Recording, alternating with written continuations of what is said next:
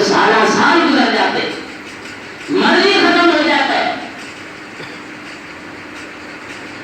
مر کر رہا تھا اللہ کے نبی صلی اللہ علیہ وسلم کی مکی زندگی بڑی کٹن گزری، بڑی تکلیفوں کے اندر گزری ہے۔ آپ ایک مرتبہ گھر میں داخل ہوئے، دیکھا آپ کے سر کے اوپر کیچڑ لگی ہوئی ہے۔ آپ کی بیٹیوں نے دیکھا، بیٹی کی آنکھوں میں آنسو آ گئے، کیونکہ بیٹی رحمت گھر میں رحمت بن کے آتی ہے۔ اور بیٹی کو بوجھ میں سمجھنے والا، بیٹی گھر میں بوجھ نہیں، زحمت نہیں، بلکہ رحمت بن کے آتی ہے۔ اللہ کے نبی صلی اللہ علیہ وسلم کا فرمان ہے، فرمایا جس گھر میں 3 بیٹیاں پیدا ہوئی اس کی صحیح پرورش کی اور ان کی رخصتی کی، اللہ کے نبی صلی اللہ علیہ وسلم نے خوشخبری سنائی کہ یہ شخص جنتی ہے۔ پھر کسی صحابی نے عرض کیا، یا رسول اللہ صلی اللہ علیہ وسلم، اگر اس کے گھر میں 3 بیٹیاں نہیں 2 بیٹیاں پیدا ہوئی، آپ نے فرمایا اس کے لیے بھی خوشخبری ہے، یہ بھی شخص جنتی ہے۔ پھر کسی صحابی نے عرض کیا، یا رسول اللہ صلی اللہ علیہ وسلم، اگر کسی کے گھر میں 1 بیٹی پیدا ہوئی، آپ نے فرمایا اس کی صحیح پرورش کی، صحیح تربیت کی، اس کی رخصتی کی، اس کے لیے بھی خوشخبری ہے، اس کا ٹھکانہ میرے رب نے جنت کے اندر بنا دیا ہے۔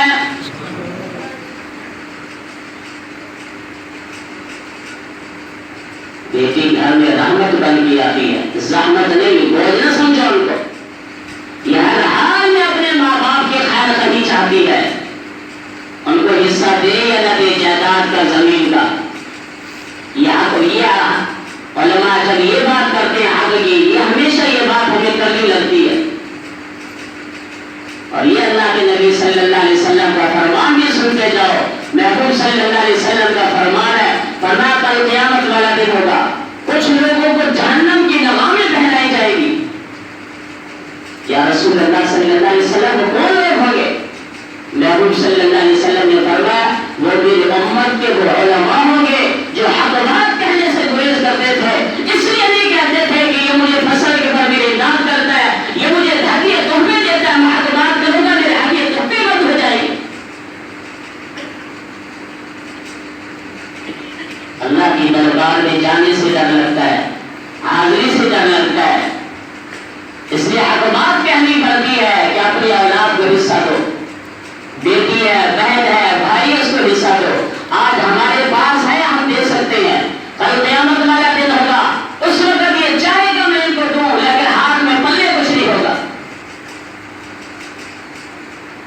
اللہ کی دربار میں کھڑا ہوگا، میدان حشر ہے، اللہ کی دربار میں کھڑا ہوگا، رب کی عدالت لگی ہوگی، سوال کیا جائے گا تو نے بیٹی کا حق کیوں دبایا، تو نے اپنی بہنوں کا حق کیوں دبایا تھا، اپنے بھائیوں کا حق کیوں دبایا تھا؟ جواب ملے گا میں اپنی اولاد کے لیے، اپنی بیٹوں کے لیے۔ پھر سوال کیا کہ جا اس بیٹوں کے پاس آ، تجھے ایک نیکی بھی تو دیں۔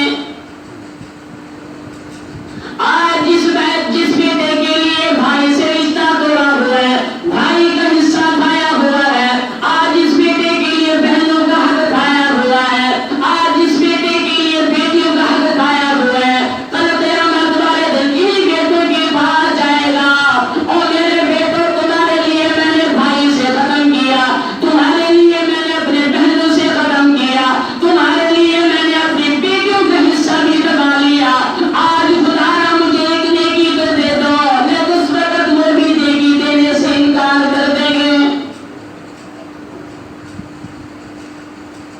آج اس اولاد کے لیے ہم تڑپ رہے ہیں، اس اولاد کے لیے دوسروں کا حق کھا رہے ہیں جو ایک نیکی دینے کے لیے تیار نہیں ہوئی۔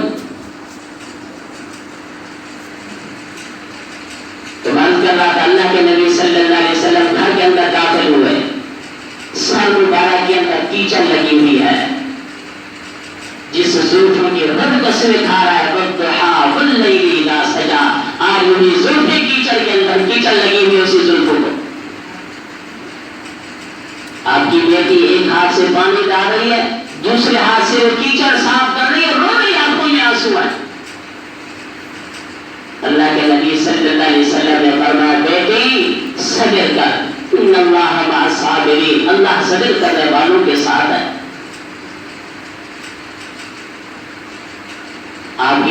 دشمن سارا زندگی بڑی کٹن گزری ہے. مدینے سے کچھ لوگ آئے، 6 لوگ آئے، تقریباً 6 لوگوں کا وفد آیا. اللہ کے نبی صلی اللہ علیہ وسلم نے دعوت دی. 6 کے 6 لوگوں نے کلمہ پڑھ لیا، مسلمان ہو گئے. پھر یہ مدینے کی طرف لوٹ گئے. اگلے سال ایک روایت میں آتا 12 ہو کے آئے، دوسری روایت میں آتا 18 ہو کے آئے. یہ مسلمان بن گئے، کلمہ پڑھ گئے اور محبوب صلی اللہ علیہ وسلم کے ہاتھ پر ہاتھ رکھا، بیعت ہوئے، مسلمان ہوئے، کلمہ پڑھا، آپ کی غلامی کو پیش کیا انہوں نے.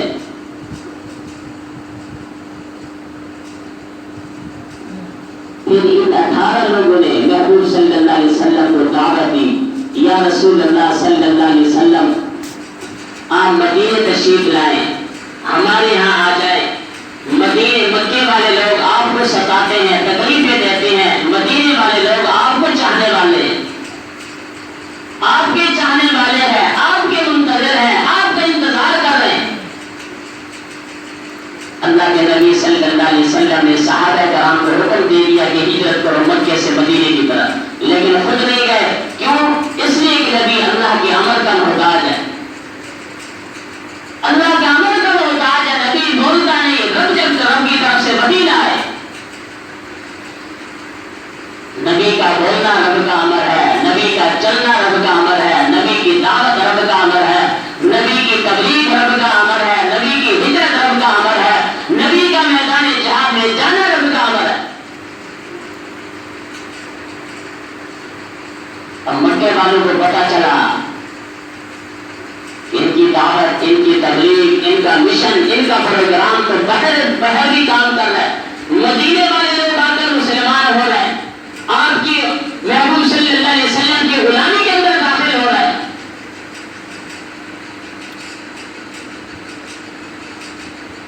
ابو جہل علیہ السلام کا سب سے بڑا دشمن ہے، سب سے بڑا سرغنہ بدمعاش ہے. ایک مشورہ کرتا ہے، میٹنگ قائم کرتا ہے، سارے کے سارے مکہ والے کے سرداروں کو جمع کرتا ہے. اللہ اکبر. اور اس کے اندر یہ مشورے میں یہ بات ہوئی، یہ بات رکھنی ہے کہ آج اسلام کے خلاف کوئی پروپیگنڈا کیا جائے، آج کیا کیا جائے، کوئی ایسا کام کیا جائے یہ بڑھتا ہوا سورج رک جائے، یہ بھرتا ہوا سورج بھی غروب ہو جائے.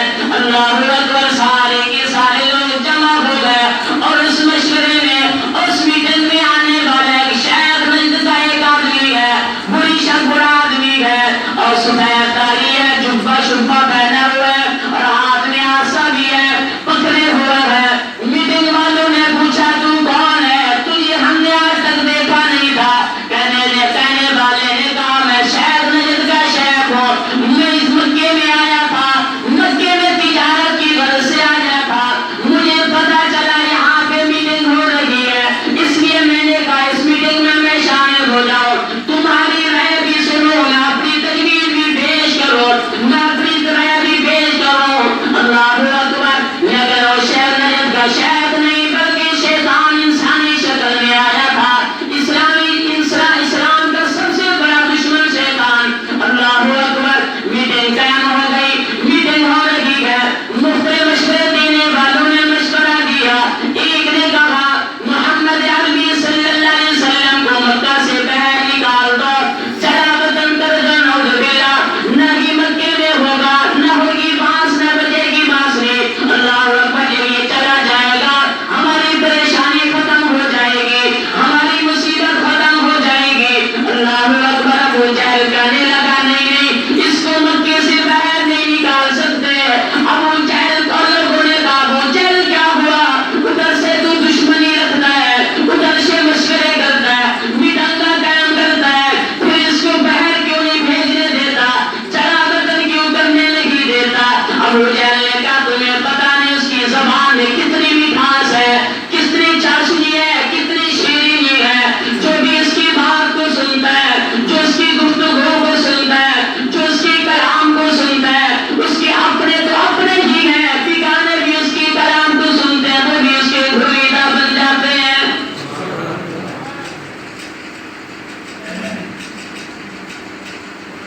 پھر کسی نے کہا اس کو ہم قید بند کر دیتے، بند ابو جہل پھر کہنے لگا نہیں اس کو بند بھی نہیں کر سکتے. ابو جہل کیا ہوا ہر بات میں تیرا اعتراض ہے. ابو جہل کہنے لگا ہمیں 3 سال پہلے شاہ ابی طالب کی گھاٹی میں بند کر کے دیکھ لیا ہے. جتنا ہم اس کو بھی بتاتے اتنا ہی ابھرتا چلا آتا ہے. ایمان دبنے سے دبتا نہیں, دبنے سے جاتا ہے اتنا ہی ابھرتا چلا جاتا ہے. علامہ لاہوری رحمت اللہ تعالی علیہ کو برف کے گلابوں کے اندر بند کر دیا. آپ کا سارا جسم ٹھنڈا ہو گیا. پھر کسی پوچھنے والے نے پوچھا لاہوری بتا, اب بتا کیا بات ہے. لاہوری رحمت اللہ تعالی علیہ اللہ تعالیٰ ان کی قبر پر کروڑا رحمت نازل فرمائے. اللہ تعالیٰ ہم سب کو ان کے نقشے قدم پہ چلنے کی توفیق بھی عطا فرمائے. علامہ لاہوری رحمت اللہ تعالی فرماتے ہیں فرمایا لوگوں میرا جسم ٹھنڈا ضرور ہو گیا لیکن ایمان میرا پہلے سے بھی تر و تازہ گرم ہو گیا ہے. ابو جہل کہنے لگا ہم نے اس کو 3 سال شاہ ابی طالب کی گھاٹی میں بند کر کے دیکھا ہے. اللہ اکبر. ایک وقت ہم نے ان کا کھانا بھی بند کر دیا, راشن بھی بند کر دیا, پینا بھی بند کر دیا. یہ پتے کھا کھا کے گزارا کیا کرتا تھا. ایک وقت ایسا آیا محبوب صلی اللہ علیہ وسلم اس گھاٹی کے اندر ایسے چل رہے گئے, انتظار میں ہے درختوں سے پتے گرے. میں اس پتوں کو چباؤں اپنی بیٹی کو منہ میں دے کر اپنی بیٹی کو میں تسلی دوں.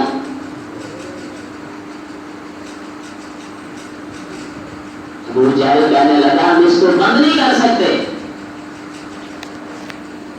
پھر ابو جہل کہنے لگا میری بات مانی ہے تو یہ میری بات مانو, ہم اس کو نعوذ باللہ قتل کر دیتے. پھر اور لوگ مشورے والا جو سردار تھے وہ بول اٹھے ابو جہل جب اس کو قتل کریں گے اس کے خاندان والے اٹھ جائیں گے. اس کو قتل کرنا ہے بہت بڑی جنگ کا اعلان کرنا ہے, جنگ چھڑی جائے گی مکے کے اندر. یہ سب سے آخری مشورہ دینے والا وہ شیطان نجد کا جو شیخ بن کے آیا تھا اس نے کہا اس کی تجویز میں تمہیں بتاتا ہوں. وہ کہنے لگا ایسے کرو سارے خاندانوں میں سے ایک آدمی لو, سارے خاندان مل کر اس کو قتل کرے. پھر یہ ایک خاندان کس خاندان سے لڑے گا, یہ دیت پر راضی ہو جائیں گے. تم سارے مل کر اس کو دیت عطا کاٹ دینا. اللہ اکبر. ادھر سے یہ مشورہ ہو رہا ہے, ادھر سے اللہ تعالیٰ محبوب صلی اللہ علیہ وسلم کی طرف وحی بھیج رہا ہے. اس کا اگلا سفر انشاءاللہ میں اگلے جمعے بیان کروں گا. تو عرض کر رہا تھا آپ کی مکی زندگی ساری کٹھن گزری ہے.